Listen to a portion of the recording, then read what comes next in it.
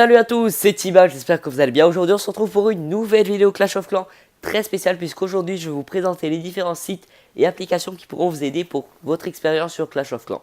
Alors petite parenthèse avant de commencer la vidéo, les abonnés, je voulais vous remercier. Nous sommes 39, donc c'est pas énorme, mais ça fait environ un mois que j'ai commencé, donc c'est très correct. On a dépassé les 1000 vues sur la vidéo la plus vue, il y a beaucoup de likes et beaucoup de commentaires très sympathiques, donc je vous en remercie. Ça me donne vraiment envie de continuer mes vidéos et vous motiver vraiment beaucoup. Donc fin de la petite parenthèse, on va commencer la vidéo. On se retrouve donc sur l'accueil du wiki français officiel de Clash of Clans. Je pense que c'est un wiki que vous connaissez, il est vraiment très bien fait et très facile d'utilisation. En plus, il est gratuit et ne demande aucune inscription. Donc on va par exemple sur le canon et vous pouvez voir donc les canons du niveau 1 jusqu'au niveau 13 avec la stratégie défensive, offensive et le tableau. Donc un wiki très classique. Je ne veux pas trop m'attarder sur celui-ci parce que je pense que vous le connaissez tous. Ensuite, c'est le forum officiel de Clash of Clans, donc clashofclans.fr, qui est très connu également, mais il est vraiment top, je le trouve génial. Vous arrivez par exemple sur le forum, je vous conseille quand même de vous inscrire. Alors, moi je me suis inscrit, ça a pris peut-être 2-3 minutes, et en plus ça vous permet de communiquer avec les autres gens, de commenter, etc. Donc je vous conseille vraiment de vous inscrire. Vous pouvez voir astuces, tutoriels, aides et conseils, vos villages, informations mises à jour, etc. Donc c'est vraiment un forum qui est hyper actif où je dirais le but c'est la communication avec les autres, c'est vraiment super. Donc là je fais une recherche de village HDV10 et c'est les gens qui postent leur village. Donc ce qui est bien c'est que vous allez tomber sur des villages la plupart du temps qui sont créés par les gens et non des villages qui sont hyper connus. Donc là par exemple un HDV10 farm que je n'ai jamais vu, voilà, donc quelqu'un poste son village et si vous voulez le copier, vous le copiez. Ensuite, ils disent par exemple, voilà, moi je l'ai testé, ça a donné ça, etc. Donc toujours dans le forum officiel de Clash of Clans, je voulais aller sur la partie wiki qui je trouve est hyper importante parce que ce wiki, il est vraiment super bien fait. On va par exemple dans les défenses sur la tour de l'enfer et vous allez voir, donc ça charge très vite, il n'y a pas de souci. Un petit résumé avec les tours de l'enfer mono et multi pour chaque niveau, les caractéristiques de la TDE, une vidéo qui est sur YouTube et qui vous introduit la tour de l'enfer. Les stratégies offensives et défensives avec une petite loupe sur comment elle est si elle est mono, comment elle est si elle est multi, les stratégies défensives, les évolutions du niveau 1 au niveau 3 ainsi que un tableau. Donc vraiment c'est un wiki qui est juste génial et qui est beaucoup moins connu que ce wiki. Je pense que vraiment tout le monde va sur ce wiki, mais j'ai découvert celui-ci il n'y a pas très longtemps, il est vraiment top. Ensuite Warclan, donc qui est connu par pas mal de villages, mais par pas mal de personnes, mais non par tous. Il est vraiment super, c'est un site que j'adore. Vous allez voir, donc là vous avez les meilleurs clans mondiaux en GDC. Donc le premier qui a 262 victoires, 3 défaites. Ensuite, les meilleurs clans mondiaux en trophée, les meilleurs joueurs en trophée. Vous avez aussi les 10 meilleurs guerriers, etc. C'est vraiment super. Et ce que j'aime bien sur ce site, c'est que vous pouvez rechercher des joueurs, ce qu'on ne peut pas faire sur Clash of Clans et qui est très dommage. Donc je vais rechercher par exemple un adjoint de Frisante, donc quelqu'un de mon clan.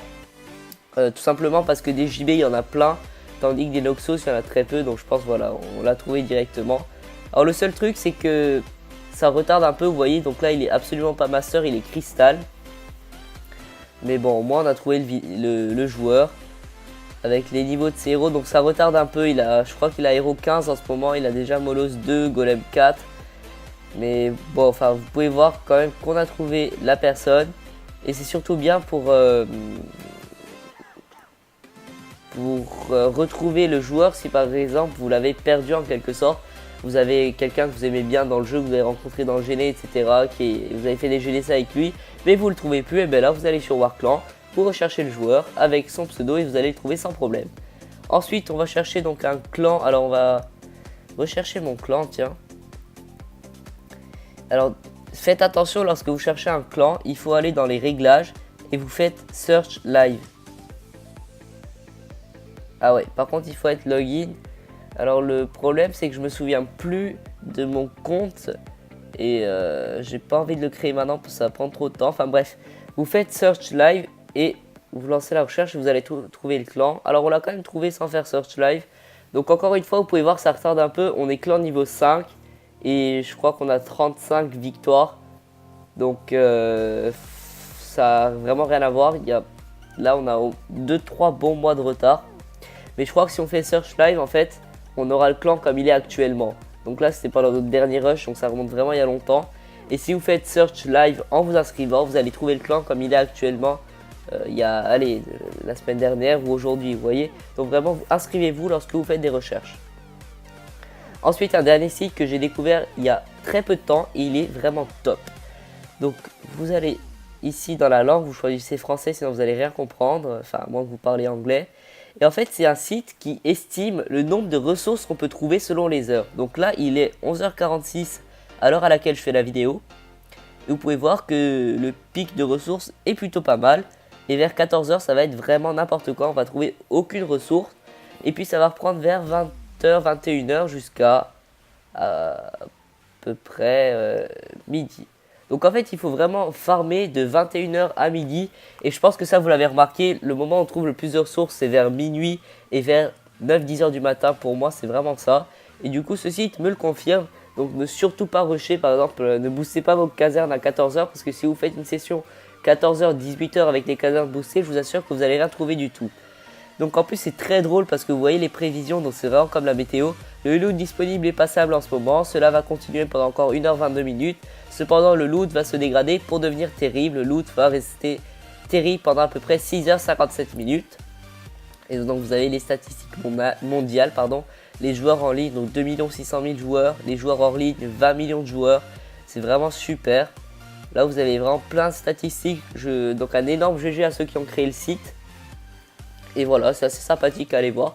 Je vous conseille vraiment de consulter ce site, surtout avant de booster vos casernes.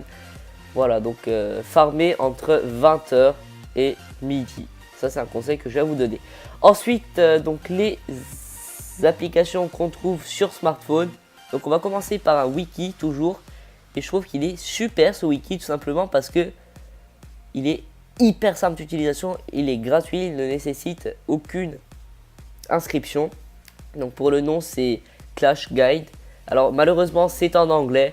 Mais de toute façon vous allez voir, vous n'en avez pas vraiment besoin de ce qu'il dit. C'est plus pour savoir, par exemple on va sur troupe, sur le dragon. Hop. Et là vous avez donc un petit tableau avec le dragon de niveau 5. Ses dégâts par seconde, ses dégâts par attaque. Ses points de vie, combien il coûte. Et le laboratoire nécessaire pour créer ce dragon, donc le temps de formation nécessaire, etc. Le style d'attaque. Alors vous voyez malheureusement, vu que le site est gratuit, on a des pubs forcément. Donc là c'est la pub qui est en train de passer. Alors, je vais ignorer l'annonce.